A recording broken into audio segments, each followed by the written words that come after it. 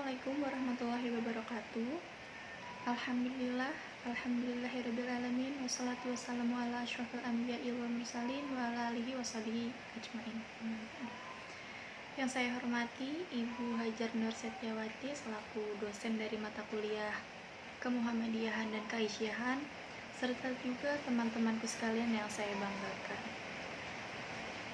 Sebelum memulai pidato kali ini, marilah kita memanjatkan puji syukur atas kehadirat Allah Subhanahu wa Ta'ala yang telah melimpahkan kita rahmat, baik itu rahmat sehat walafiat, rahmat Islam dan juga rahmat iman, sehingga kita dapat berkumpul pada kesempatan kali ini.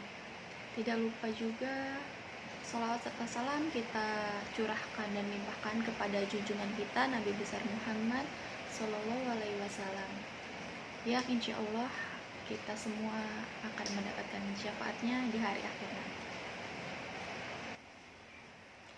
Hadirin yang berbahagia, ada seorang perempuan yang begitu menyala-nyala semangatnya, yang begitu tegas dalam menyampaikan orasinya. Ia sangat mengkritisi tentang feminisme dengan semangat yang membaranya, dan tidak peduli pandangannya itu berbeda dengan pendapat orang lain ataupun organisasi lain.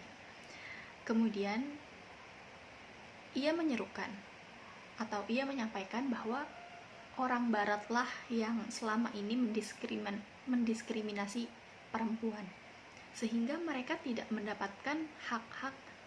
Beliau di sini menyampaikan hak-hak perkawinan.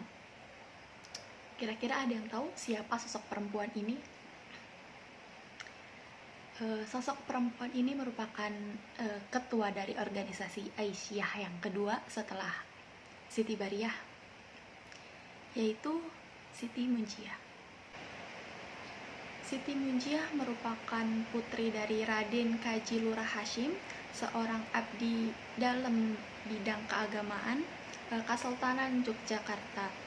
Pada saat itu ayahnya itu memerintah pada masa Sri Sultan Hamengkubuwono ke-8. Siti Munjiah adalah anak atau putri ke-6 dari 8 bersaudara. Jadi Siti Munjiah ini dibesarkan di lingkungan kampung Kauman Yogyakarta yang dikenal sebagai kampung santri. Kemudian karena ia dibesarkan dalam kampung atau lingkungan santri, sehingga lingkungan ini memberi pengaruh yang begitu besar. Salah satunya yaitu terbentuknya jiwa dan pribadi anak-anak muda ya, khususnya termasuk Siti Munjiah.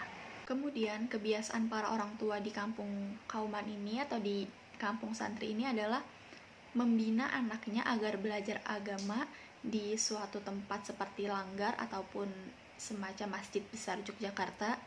Dan kebiasaan ini sejak kecil sudah mulai diterapkan, dan akhirnya tampaklah pada kepribadian Siti Munjiah ini yang tampil dalam Kongres Perempuan Indonesia pertama kali yang mewakili organisasi Aisyah. Setelah itu kita berbicara sifat dari Siti Munjiah ini. Jadi watak yang dimiliki oleh Siti Munjiah ini adalah beliau memiliki kepribadian yang tegas, memiliki sifat yang keras. Beliau juga memegang diri sebagai seorang perempuan muslimah begitu. Akan tetapi beliau ini juga mempunyai sifat yang sederhana. Apabila Siti Munjiah sedang memimpin suatu rapat, ia bersikap sangat tegas.